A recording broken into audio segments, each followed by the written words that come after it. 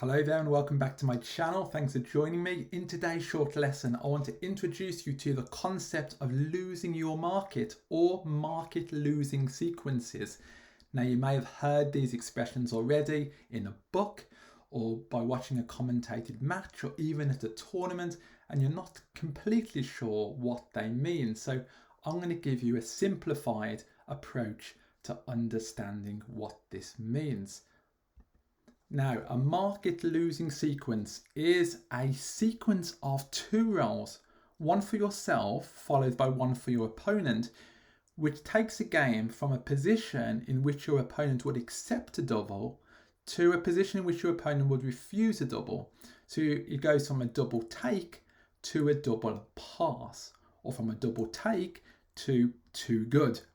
So here we want our opponent to take the cube, because then we have the opportunity of earning more points, getting more points on the board, getting a higher payback if it's a money game, and so on. So waiting to double too long to a position where your opponent is going to pass means you have lost your market.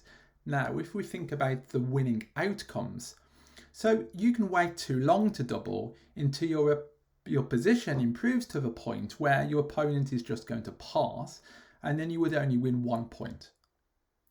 Now you can double earlier, your opponent takes, and then you win the game and you win 2 points. So you've doubled your original stake. Thirdly, you can double, your opponent takes, and then you win 4 points on a gammon, quadrupling your initial gain. And then, of course, there's occasional backgammon. So here you can see the raise in our gain. We can move from 1 point to effectively 6 points by choosing the correct time to double, to raise our stake. So the cube is a weapon and we want to use it at the right time so that our opponent will take, and then we will have a favourable sequence to move it to a pass.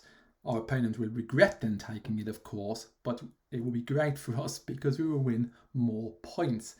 Now, here we can see a position. White is on roll. It's a money game. Now, white has many threats in this position and also many ways to improve the position. So it's a good time to double. So what would you hope for on the next roll as white, and for green to roll in return? So what market losing sequences can you see? Now, scenario 1. Now you can see the original position on the top right. So imagine white were to roll a 3-1 and he makes a 4 point, puts green on the bar, and then green dances with 9 numbers. Now it would be a huge pass. It would actually be too good for white. So it would be best not to double here and just play on for an undoubled gammon. So you can see that this is just one of the potential sequences. Let's look at another one.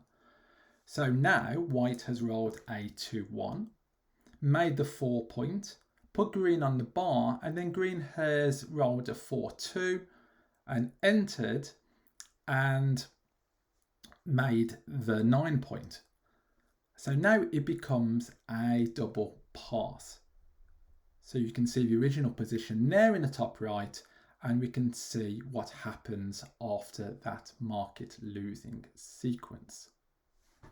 Let's look at one more scenario. So here, again, the original position is in the top right. White has rolled a 6-3, hit green's blot in the outfield, and then run to the midpoint. And then green re-enters with a 1-6 and jumps a prime with a 6. And once again, it's a double pass.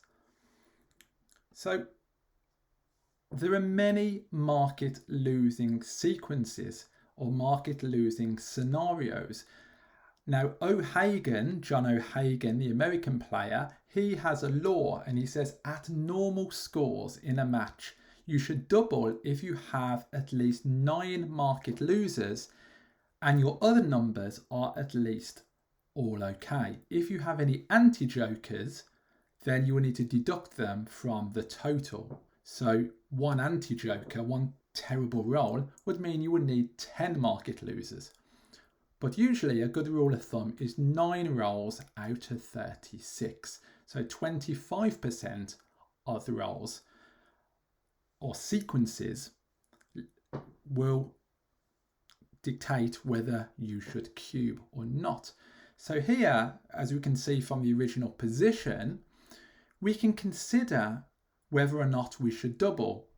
Now we've already seen 3 scenarios, but imagine what happens if white were to roll a 2-1, a double 2, a 2-3, a 2-4, and so on. Imagine white rolls a 6, any 6, and hits green's blot in the outfield, then green enters low or dances. So always be thinking about the cube, because here, now is the right time to cube, and it is actually a big take at the moment. You should definitely cube when you have threats and the position is volatile. Volatility is key, and here we have almost 25% gammons for white. So it does mean that a lot of our wins are gammons, which means with the cube turned at the right time, we go from winning 1 point to winning 4 points on a gammon or 6 points on a backgammon, as aforementioned. Now, of course, green should also take this because we might roll something badly, green might anchor up, we've still got 2 checkers back as white, the race is very close.